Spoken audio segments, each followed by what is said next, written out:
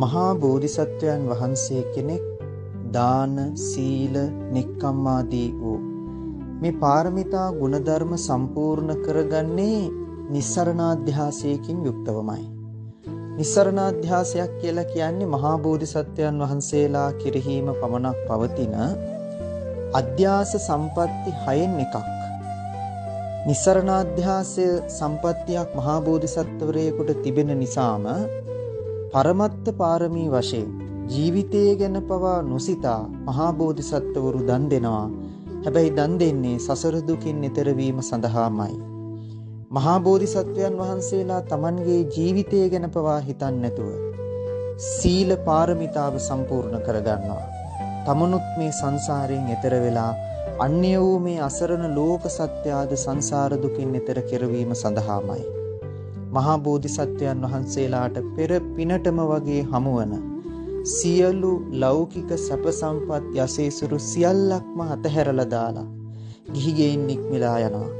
උන්වහන්සේලා ඒ සියලු සැප සම්පත් අතහැර දමන්නේ තමන් වහන්සේගේ නිවන සඳහා අන්‍ය ලෝක සත්‍යාද ඒ සංසාර දුකින් එතරවර කරවනු සඳහාත්ම පමණයි. ඒක නිසා පින්වත්නි, මේ මහා බෝධිසත්වයන් වහන්සේලාගේ බෝසත් සිතක ස්වභාවය බෝධිචර්යාවතාරයේහි අපට බොහොම ලස්සනට පෙන්වලා දෙනවා. දාන, සීලාදී මේ සියලුම ගුණ සම්පූර්ණ කරගන්නකොට මහා බෝධිසත්වරේ කිසිදු දවසක ඒ තමන් ගොඩනගා ගන්න, තමන් පුරුදු පුහුණු කරගන්න ඒ උතුම් ගුණධර්ම වලට කිසිදු අතිරේක ප්‍රතිලාභයක් බලාපොරොත්තු වෙන්නේ නැහැ. මහා බෝධිසත්වරේ කල්පනා කරනවා, ලදරුවා වැලියෙන් හදපු සෙල්ලම්ගය කැඩෙනකොට වැලි කෙලියේදී අනේ මගේ ගේ කැඩුනා කියලා මහා හඬින් අඬනවා. හරියට ලදරුවෙක් වැලි කෙලියේදී එහෙම නැත්නම් සෙල්ලම් කරනකොට Tamanගේ ඒ වැලි වලින් හදපු ගේ කැඩුනම අඬනවා වගේ දෙයක් තමයි මේ ලෝකේ යම්කිසි කෙනෙක් දාන, සීලාදී කිසියම් ගුණයක් සම්පූර්ණ කරගෙන ඒ හේතුවෙන් Tamanට කීර්තියක්, ප්‍රශංසාවක්, වර්ණනාවක්, අගය කිරීමක් ලැබෙන්නේ නැතිකොට ශෝක කරන එකත් අන්න හරියට අර ලදරුවෙක්ගේ හැඬීමක් වගේ කියලා හිතනවා. ඒක නිසා මහා බෝධිසත්වවරු මේ අපට බොහොම ලස්සන දෙයක් පෙන්වලා දෙනවා.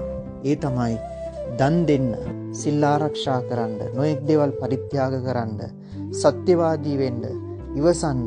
හැබැයි මොන විදිහේ ගුණධර්ම මේ ජීවිතයට සම්පූර්ණ කළත් කීර්ති ප්‍රශංසාවලට, අගය කිරීම වලට, වර්ණනා කිරීම වලට මේ ආදී කිසිදු අතිරේක ප්‍රතිලාභයකට Taman ලෝභකම් කරන්නට එපා. ගිජු වෙන්නට එපා.